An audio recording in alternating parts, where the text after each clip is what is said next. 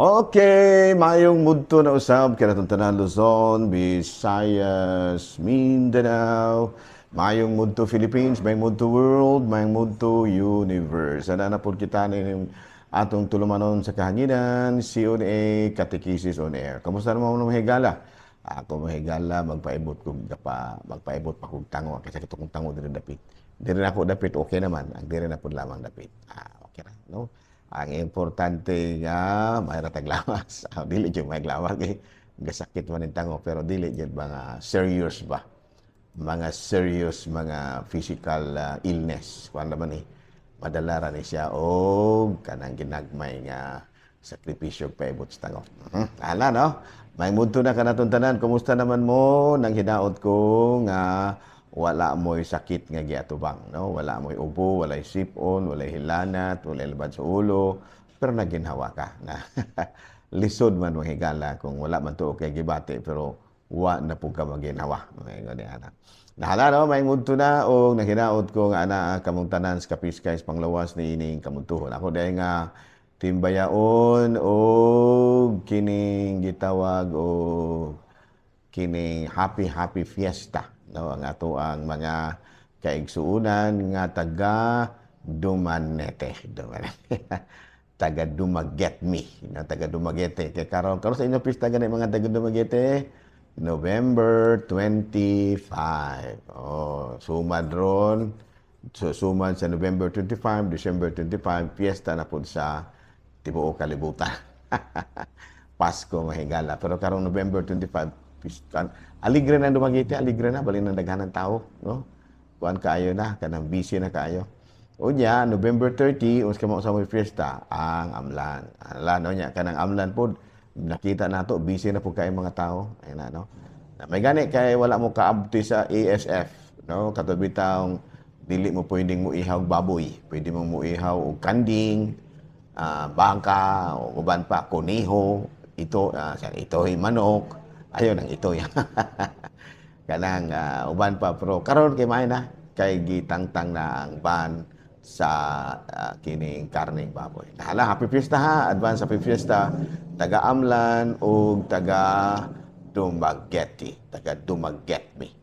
Hala, ato dahil nga timbayaon usab o gamayong hapon ang atong mga kaigsuunan nga mga negosyante, ang atong mga negosyante nga mga kaigsuunan. Hapit na pong January. Ako matay maabot January, may hingala magkuul ko kay ano, magparehistro na po sa atong sakyanan. Ang akong sakyanan ko ang kabuok kanang, mas pila makabuok akong sakyanan? Upat. Na ako'y motor, na ako'y jeep, na ako'y multicab, na ako'y kaugalingon nga minidam kay para sa mga project nato sa simbahan. Palit na lamang yung kumahigala o akong kaugalingon nga minidam truck kay kini usahay na atay mga i-transport nga mga gamit para sa projects nato sa simbahan. Kay diri sa Iyongod mahigala permi sa tang nagtukod sa tag mga kapilya, mga side chapels, doon na pud tay mga gipang unsa pa mga buhatonon, no? Kalakip na sa atong pagpangalaga usab sa mga tao. So doon na ako'y ginagmay nga mga ulo equipments po, doon na ako'y mini dump truck. Okay? Nana, no? Andi kita manghigala sa atong Saint of the Day. Bueno ang atong Saint of the Day karon sa tarong adlaw, November 21. Karong adlaw no dito man ko gagahapon mahigala sa kini Robinsons. Karong adlaw kutob ang ilahang kuan. Ang ilahang kining sa man tayo karong adlaw kuan tanang mga 40% sa ilahang mga baligya, no? Na ang nagpalit man ko og kini bitang ladder imbes 9,000 nahimong 5,000, 40% ang off. Karong adlaw na lang kutob ang 40% off sa mga baligya sa Robinson. So alang niadtong gustong makatipid, napangadto mo sa Robinsons ron kay karong adlaw kutob ang ilahang kanang mga discount, no, 40% discount, no. Okay, nahala no, padayon ta sa ato nga mga buhaton. Ani kita sa Saint of the Day. Amboy no ang atong Saint of the Day karon mao ang kining presentation of Mary. Karon may more ato karon ang atong Saint of the Day karon mismo si Mama Mary. Unya kining celebrated, una ni nga gi-celebrate dito sa Jerusalem atong 6th century, o niya presentation of Mary in the temple. Adunay theological purpose ani in line with the feast of the Immaculate Conception and of the birth of Mary, emphasizes the holiness or of Mary from the very beginning of her life from early childhood and beyond. Mao day ni no. Doon na day theological purpose nga no nga gitagaan gid nato og dako nga selebrasyon ang presentation of Mary in the temple. Binasi kini usab sa tradisyon sa mga gitawag natong Hudiyo nga mga bata nila i-present gyud ihalad ngadto sa templo. So ang gihimo gyud nga gihimo ning usa ka kapistahan sa Katolikong simbahan in order to emphasize the holiness of Mary, no, ang pagkabalaan sa mahal nga birhen gikan pa sa iyang pagkagipanamkon paingon sa iyahang pagkagamayng bata hangtod nga nihamtong siya. Nasa gamayng bata nagi-present siya dito sa templo sa Jerusalem. Sumuday na. So karong adlaw gisaulog na to November 21 ang presentation of Mary. Okay, no, aray kita manghigala sa atuang human naman atong saint of the day. Wala po tayo si BCP nyo sa higala, ha? Kaya medyo bisi-bisi ko gamay. Napaibot pa po kong tangoron. Karong taon-taon, kuang ibtan tarong tango manghigala. Malisang-lisang magiputa gamay, kaya tiyaw bago ng dagong ko ng itugsok diyan mo. Pero tungod kay gusto kag kaayuhan sa lawas, magpakatakos na lamang yung ka. Nga paibot og tango. Okay. Ari na kita mahigala sa atuang mga kining katikisem. So unang pangutana, what are the dollars of Mama Mary? Unsa man ang mga kasakit sa atong mahal nga Birhen Maria? Number 1 is the prophecy of Simeon. Kabantay mo itong Simeon mahigala nga nanagna nga ang kasing-kasing sa mahal nga Birhen, malagbasan sa maidlot nga punyal. No? Nga gidibdib man dito ni Mama Mary, gipamalandungan man dito niya, ug naka-create pud to gabay kagulanan diya sa mahal nga Birhen. O niya, the flight to Egypt, na katubitang panahon nga gipukaw sa mahal sa Anghel Gabriel si San Jose nga ipadala ang bata didto sa nga ipakagyo ang bata, no, didto sa kining Ehipto. No? Niya, number 3 is the loss of Jesus in the temple. Sa ato pa ang katong pagkawala sa atong Ginoong Jesucristo. Sa kamay pa ba? Dito sa templo, katong paghalad bitaw. Ganyan na. So, dili pagwala. Katong bitang pagpabista nila sa Passover. Nawala man tong bata ato. Mutoy usa sa mga kasakit sa mahal nga Birhen. Dayong ikaupat na kasakit sa mahal nga Birhen, mao ang pagkasugata niya sa iyang anak nga nagpasaan sa krus. No, yang nasugatan ang iyang anak nga nagpasaan sa krus on the way to Calvary. No, nag-uul kay ang mahal nga Birhen ato. And the fifth is the crucifixion of Jesus. So katubitang gilansang na gyud si Kristo sa iyahang krus, nakahatag sa dako kaayong kagulanan sa Ginoo sa mahal nga Birhen. Number 6, the taking down of the body of Jesus from the cross. Katubitang gihawas na ang patayng lawas atong Ginoong Jesucristo gikan sa cross.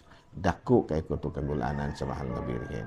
And then the last is the Jesus laid on the tomb. No, katubitang gilubong na siya. No?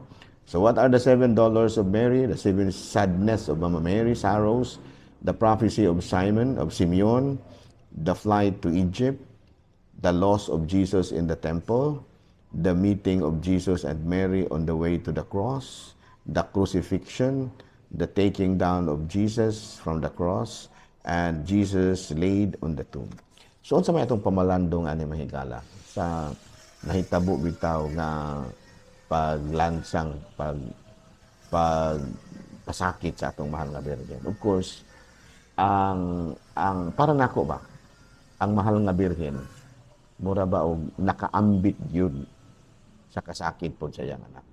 Dili ba yan lalim?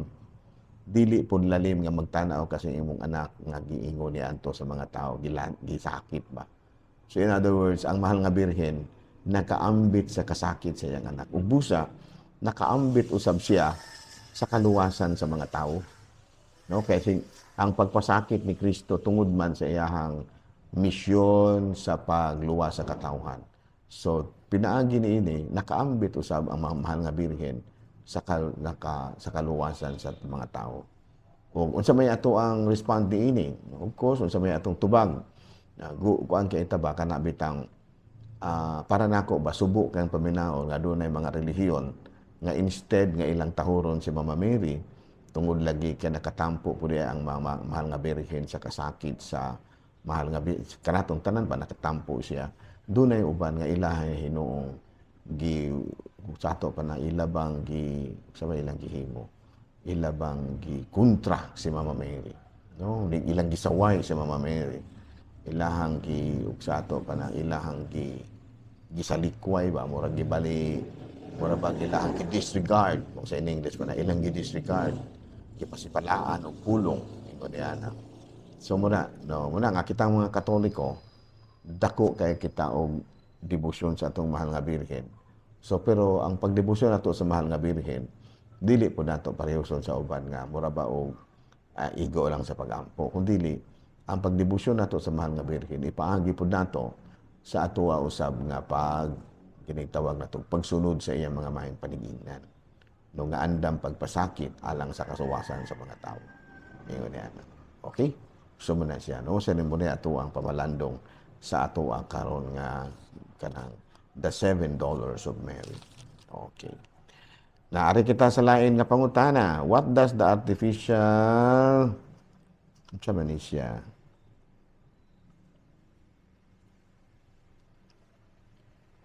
Sorry?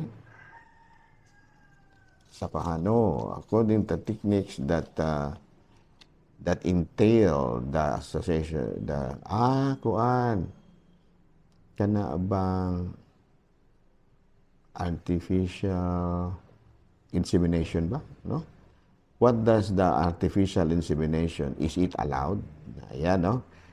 Kini bitaw, kini bang para ka makaanak ba, muna artificial insemination mo siguro ni. Ang tubag ni ana sa CCC number 2376, techniques that entail the dissociation of husband and wife by the intrusion of a person other than the couple are gravely immoral. The reason, they betray the spouse's rights to become a father and mother, to be kind together in marriage. Okay, no? So, di kayo kasabot sa akong sinulatan mahigala, no? Sumurag ko ano siguro ni artificial insemination. Mura magkana sa hayop. No? Aril na sa lain topic mahigala. Okay, ari kita ang mga santo sa langit nasayod ba sa mga pag-ampo diri sa kalibutan? Okay ni, indot sa topic, no? Ang mga santo sa langit, no, kana ba itong mga nangamatay ba nga nalangit na? Nakabalo ba na sila kung unsay atong mga pag-ampo diri sa kalibutan? Ang tubag ni ana, yes. Tungod kay sa Revelation chapter 5 verse 8, nakanayon kini. Sa dihang gihimo niya kini ang upat ka binuhat ug ang 24 ka pangulo nang ay mayong adlaw dahil sa akong agaw din na nga kuraparuko sa Colombo yan, ang atong ambungan nga agaw din na si Father Christian Durango. Okay, Father Crisdu. Si Crisdu. Si Father Crisdu. No? Chris Durango. No, may buntag diha gawex, no? Sa dihang gihimo niya kini ang upat kabinuhat ug pangulo kapangapangulo ng hapa sa atubangan sa nating karnero. Ang matag usa kanila may dalang alpa ug mga bulawang panaksan nga pulo sa insenso nga mao ang pag-ampo sa katawhan sa Dios. Ay nakabalo gidi ay, no? Kung atong basihan ang Biblia, nakabalo gidi ay ang mga santos sa atong mga pag-ampo. Pero mo tandari, ang matag usa kanila may dalang alpa o mga bulawang panaksan nga puno sa insenso nga mao ang pag-ampo sa katawhan sa Dios. Okay. So di na lang usa kita kuto pa higala patay paibot pa kog tango. So, di lang kita kutob. Ako lang gihapon kini yung ubos nga alaga, Reverendo Padre. Sa ngalan sa itong talahurong obispo, Bishop Polito B. Cortez, Station Manager, si Father Rama Ata, dito sa Actin Basay, si Brother Elmer Lugatiman. Ako lang gihapon ang inyong alaga, Reverendo Padre Edwin A. Manamilit na usab kaninyo o manalangin ka nato ang Diyos magkagaong tanan, Amahan, Anak, Espiritu Santo. Good noon, Pilipinas!